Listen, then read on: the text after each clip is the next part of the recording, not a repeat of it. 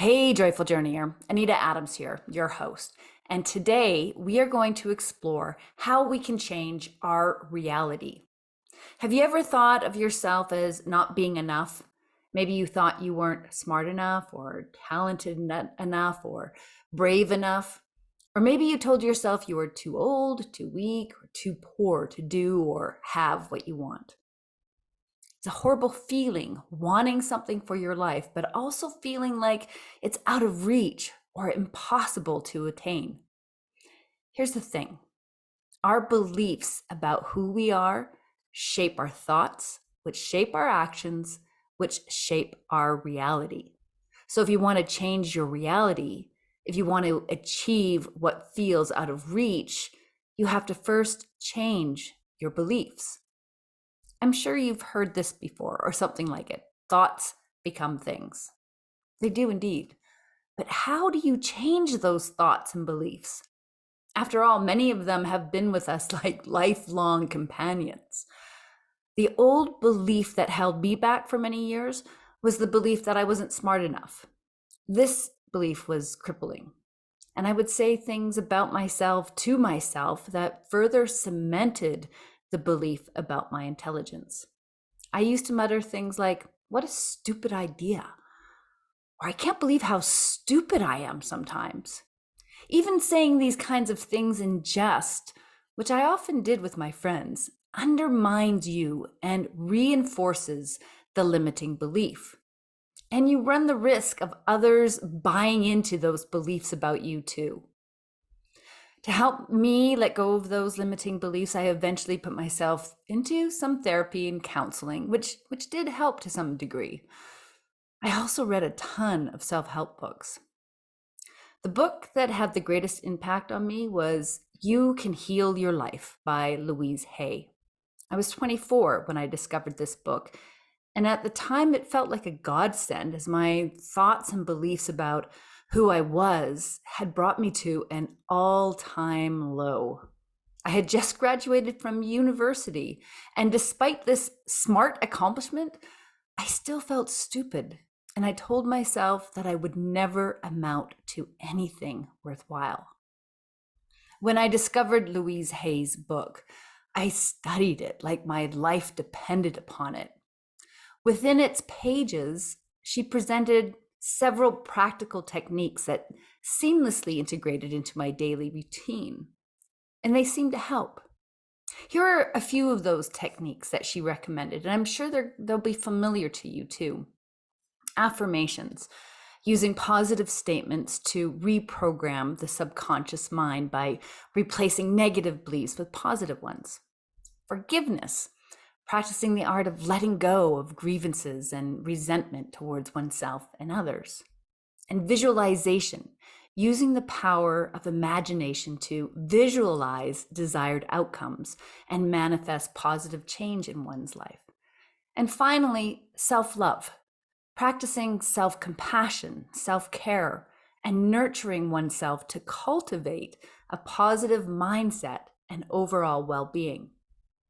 I dedicated myself to embracing the first three practices: affirmations, forgiveness, and visualization, pouring my time and energy into learning these techniques. Undoubtedly, they did have an effect to some degree.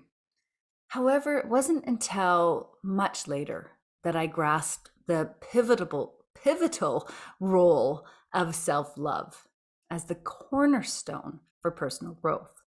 Without nurturing this essential foundation, any progress achieved through affirmations, forgiveness, and visualization remained fragile, prone to collapse at the slightest hint of adversity or challenge.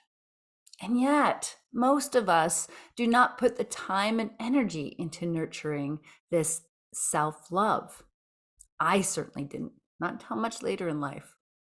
For many of us, self-care is considered indulgent and selfish. I understand now how important it is to change that belief, because self-love is what empowers us to anchor ourselves in beliefs that elevate us and our lives. Self-love enables us to tap into our highest self and see our true potential. So the question now remains, how do you develop self-love? While there are many ways to nurture a sense of self-love, the most impactful way to do this is to invest time with yourself going for mindful walks in nature. If you've been following me on this show for any length of time, you know that's my thing, and it's so powerful. And what I mean by mindful walking is that you are walking with a specific intention. Well, actually, two intentions. The first intention is to connect with your environment. The reason for this intention is it helps you to get out of that monkey mind with the stories of your past and the worries of the future. We live in that space so much where the monkey mind is dominating. And when you connect with your environment, you quiet that noise and are able to get present to the here and now. Once you achieve this presence, your second intention is to connect with your essence, or with your soul, your higher self. The goal here is to get to know who you really are. That may sound odd. You might believe you already possess a clear understanding of your identity. If you've spent significant time in nature or in meditation, then you likely have developed a profound sense of self-awareness. Most people, however, have not dedicated such time to introspection, resulting in a lack of awareness regarding their true selves and the vast potential lying dormant within them. You see, you have an infinite amount of potential. The possibilities for your life are truly limitless.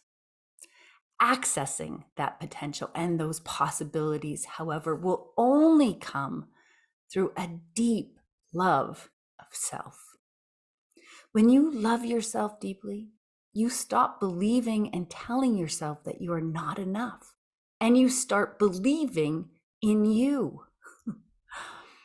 So, my fellow joyful journeyer, if you want to change your reality, invest some time with yourself, going for mindful walks in nature so you can change your beliefs. I recommend making this a daily practice. 20 minutes is all you need. It doesn't have to be a wild environment either. You could walk in your local park, through your neighborhood, or even just sit in your garden. But put the phones away and be intentional with connecting with your environment and then with your inner self. I guarantee you, if you are consistent with this practice, you will see a positive shift in your beliefs, your thoughts, and your reality. If you want more support with this, head over to joyfulinspiredliving.com. Sign up to receive my newsletter, check out the new Nature Challenge, or explore my group coaching program and join others on this transformative journey. And as always, feel free to reach out if you have any questions.